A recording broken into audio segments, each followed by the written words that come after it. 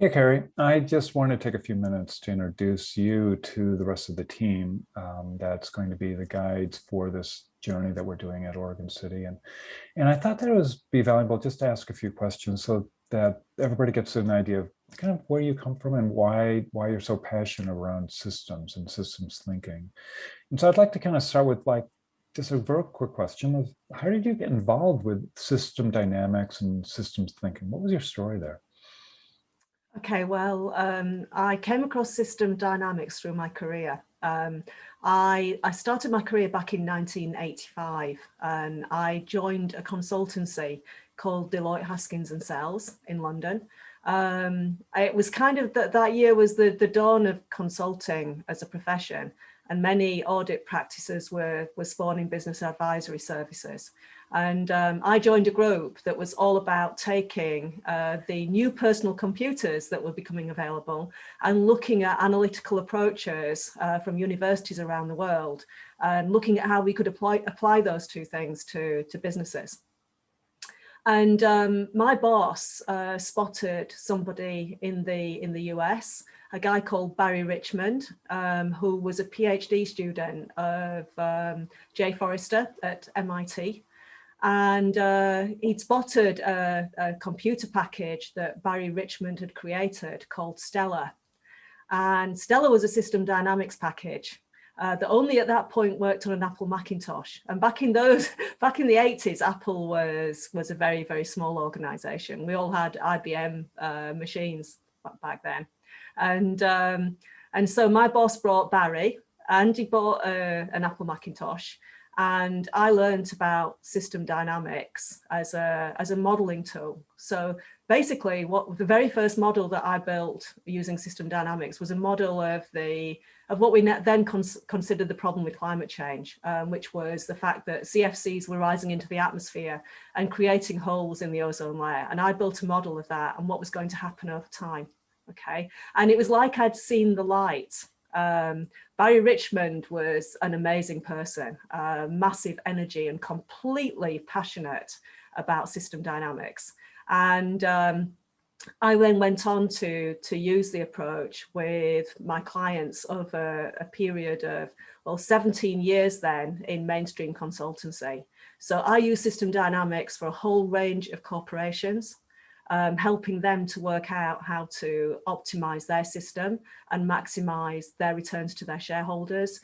And I also used it extensively with the UK government.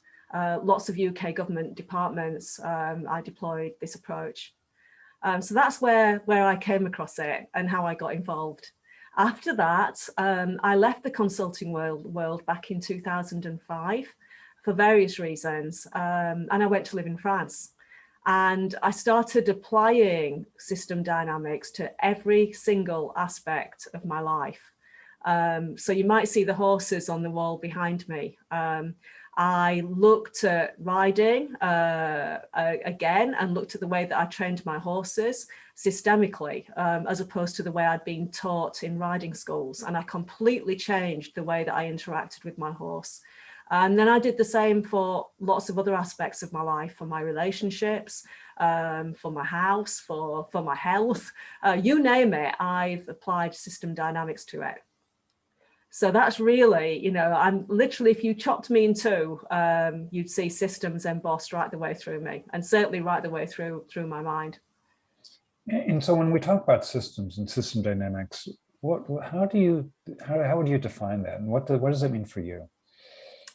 Okay, well, there's a definition of a system, and that is a collection of parts which interact with each other to function as a whole.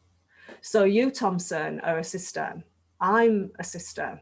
And we're surrounded by systems. We're members of bigger systems. So our school, our town, our country, ultimately then planet Earth, and beyond that, the universe. In fact, I always say there is only one system. Everything else is a subsystem of that system. And of course, within us, we have subsystems too. So everything is systems. And this is why it's really, really important that we understand systems. Because if we don't, there are some mighty big consequences about misunderstanding systems. And so, Kerry, I know you've done a lot of work with education back in the UK around introducing systems thinking, and as well as I think you've done some work in India as well around that.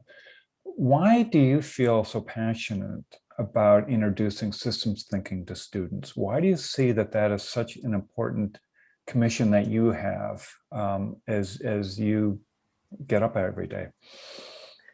Yeah, well, during my time in France, I started to think to myself, this is really, really important. It's the single thing I've learned in all of my years of life that I can apply to everything that I do to be able to improve that.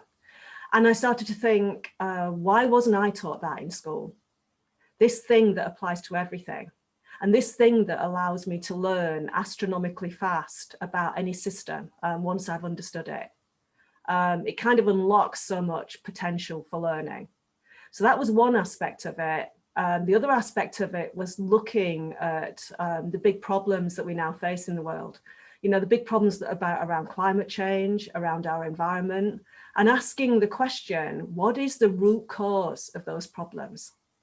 And when I thought about those problems in that way, I realized that they weren't problems, they were symptoms. They were symptoms of a really key underlying root cause problem. And that problem was that we don't understand systems.